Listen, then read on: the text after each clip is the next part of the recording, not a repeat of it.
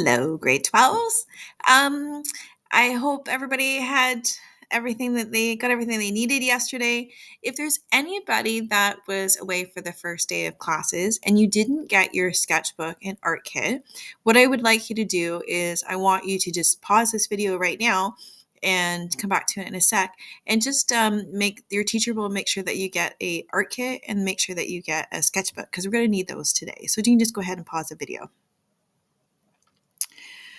All right, so yesterday I also asked you to do a crumpled paper drawing, and I just wanted you to get into your art kit, open up your sketchbook, and just sort of get into the groove of things.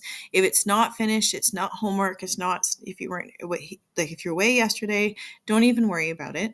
But I do want to start with something today in your sketchbook, and it's focusing on fragmenting and reconstructing images. And the reason why I want to do this is I want to talk about using images that are around us and ways that we can sort of change the images um, to sort of give us to help us with our creative process. So I know that we use the computer a lot, and it's really easy for us to go onto Pinterest and go, oh, that's really cool. I'm going to recreate that. This is a way to sort of take all those visuals that we see everywhere and kind of like change them so they become something new. Because I know that I think you probably will agree with me is that sometimes when you're starting to create stuff, the hardest thing is just thinking about what to create, right? So there's a lot of roadblocks sometimes in that creative process trying to figure out what you want to do. And of course, now that you're in grade 12, I'm going to ask you more and more to come up with your own ideas. I'm not going to tell you you have to draw this and then you have to draw that. Now you have to decide what you're going to draw and you're going to start, developing your own style. So the whole purpose of this assignment is just to alter images and make them their own. Really, a lot of this stuff we could do digitally with things like Photoshop. However, I'm going to focus more on physically just having the paper images in front of us and experimenting with them that way. Okay. All right. So I want to put the context in a little bit. So the camera was invented, let's say 150 years ago, give or take a little bit. This really changed the way that artists view the world, right? So the idea with photos is that you could take a photo and you could start to record different angles of one singular object. You could start to record movement. So this really affected artists in a lot of ways in the way they started to do their painting. So this is kind of gave birth to a movement called Cubism, which you've probably heard of. And one of the most famous artists that was involved in Cubism was this guy, Pablo Picasso. And the idea was with paintings like this is that, I know it looks really weird. It's called Cubism because it's a very angular sort of style. But the whole idea was with the invention of the camera allowed artists to see the world in a different way. And we're starting to understand sight a little bit better as well, right? So this is actually a painting of just looking at like a coffee shop table. There's a whole bunch of, there's like a magazine or like a newspaper and like a coffee cup and different things, on the table, but they're all different perspectives all seen at the same time. What I mean by that is that you're seeing the front view, the side view, the top view, the, diagonal view, and you're seeing that all simultaneously all at the same time. And to be able to see that is because of photography that was allowed. So here's another example by Picasso. It's a woman playing guitar, and she looks so weird because some parts of her are straight on, some are from the side. Like the perspective is all off. So it's seeing a whole bunch of different views all at once. So that's the idea behind Cubism. Now, with photography, they started studying, motion a little bit more, right? So the idea is that you could take a photo of somebody moving. So this is an example of people running, jumping over chairs, and you can see how animators, this gave birth to animation and how animators would study something like this to understand how things, moved, right? So this type of photography is called stroboscopic motion. So this dates back to 1878.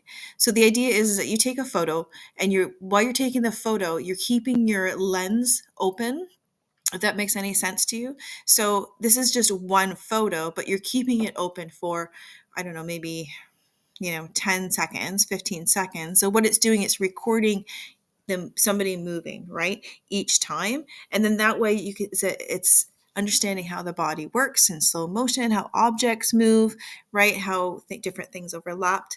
This idea gave rise to some beautiful ways to create photos. And so we can do that now with, our cell phones. We can leave the camera open and take, people can kind of move, and it records all of that at the same time. So here's some beautiful images of just, a dancer, all these different motions there, right? But they're all overlapping. You could see how this gave rise to film, right? So this is an old film strip, right? And every single frame is just slightly different. And then when it goes really fast, just like an animation, right? Then our brain sort of connects that time lapse all together, and it looks like it actually moves. This inspired artists as well. So this is an artist, his name is Marcel Duchamp, and he worked in a whole bunch of different genres, but this is when he was sort of in his cubist phase. So this painting is called Nude Descending a Staircase. So it's that same sort of concept. It's the idea of a naked person walking down the stairs, and you can see that they're overlapped over and over and over again, and it's a steady sort of motion. If you can't really see it, here is an actually photograph of not a naked person going down the stairs, but actually Marcel Duchamp himself walking down the stairs in that same type of photography, right? So they're studying how people move, and the images are being overlapped over and over again. And then he's taking that cubist sort of idea of, showing different angles all at once. So they're showing motion all at once instead of just a person just standing there, on some stairs. So trying to show motion and different angles in a single painting. Okay, you follow me? So that's the context. But the camera and film had a huge influence then on artists and how they started to see the world. Okay, so we are going to now experiment with images that we have are in front of us. And we're going to be using, photocopies, magazines, and we're going to be inspired by the Cubist movement. And we're going to create our own work of art, and you're going to glue this in your sketchbook. But the goal is using these images that we have in front of us. Somehow we want to show motion or various viewpoints all in one image. So you're thinking, okay, what the heck does she mean? Let me give you some ideas on how you would do this.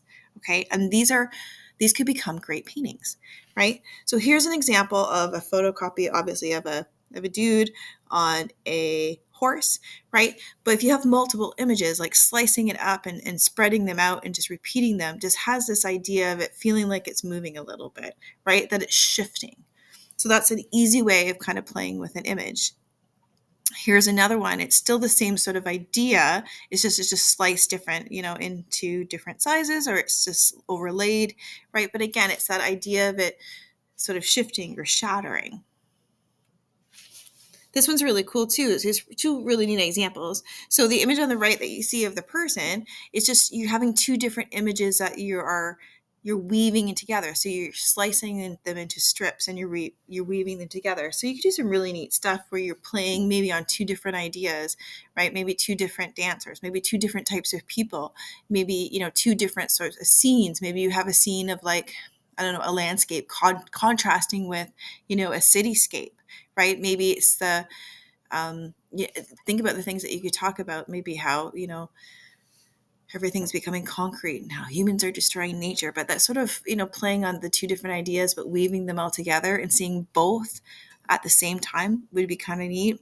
I like the idea at the back, how that the other picture, the background is sort of weaved and coming out of it. But again, these would be really cool paintings. I thought this was kind of cool, just taking a photograph and of anything, so this would be a person, and ripping it up and reassembling it, or maybe cutting it out in these neat sort of puzzly, weird, organic shapes. And what they've done is they've just kind of painted and added shadows or something with pencil to make it, really emphasize that it's like layered, right? It gives that really neat depth. But what a really neat way of seeing, different angles of different things. So if you look at it closely, the more you look at it, you can see like it's one face sort of facing one way, one face sort of facing right on. You could, play around with two different people or a whole bunch of different angles with that.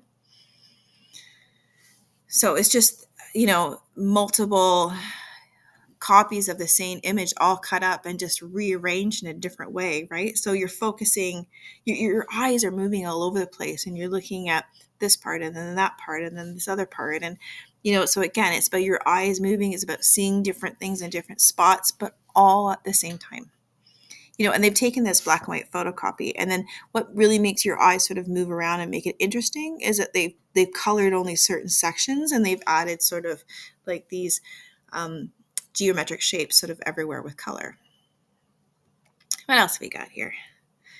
This is really cool. Again, this is just sort of slicing it and re-gluing it, but just taking multiple images. This is more than just one image of somebody's face. Is there multiple faces kind of sliced and then glued back together? So really, really neat effect, right? So again, you could play around with say aging, right? You could play around with like an older image of an older person versus someone that is young, maybe versus a child, and having those all at the same time, which would be kind of cool. Like there's lots of really neat stuff you could do with that. This one's neat too, right? You're just almost stretching them by repeating like certain parts of it as if you've just pulled them up and stretched it, right? But it's almost like a time lapse photo. Like, if you take a picture, then you keep moving down. Some really neat things like you can do with that as well. This one I thought was kind of cool. Again, just photos of the, some guy, right? And you're slicing parts of it off and then you're ripping it apart. So the idea is that I have a whole bunch of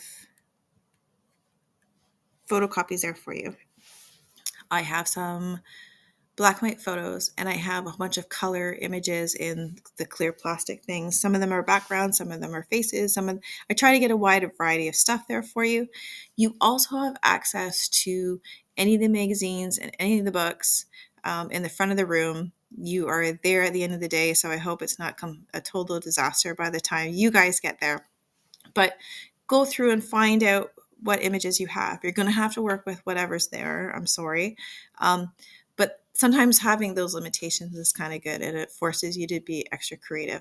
So find something, play around with it. So the idea is that you're fragmenting. So you're cutting it out, cutting it apart, slicing it up somehow, and you're putting it back together. And you're going to show sort of motion or different angles of something somehow.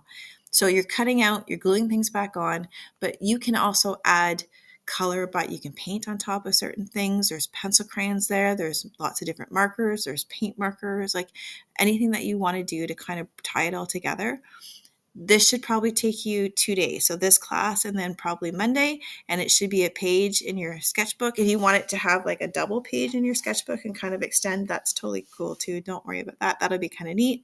But this is just an exercise in thinking and experimenting. So this should be stress-free. This is trying new things and just seeing what happens if I cut this up and put that in there, right? This is not like a big art piece that's going to a major gallery. So no stress. Okay, so I hope you have lots of fun with it. When you're done at the end of the class, please make sure that all of the photo images are all put back where you found them in those clear cases.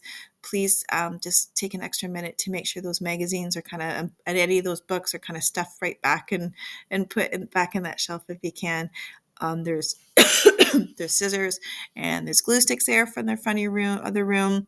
If you need something, just ask somebody in the class because I probably have it somewhere. Okay, so have fun with it. I can't wait to see them, and hope you have a great weekend too.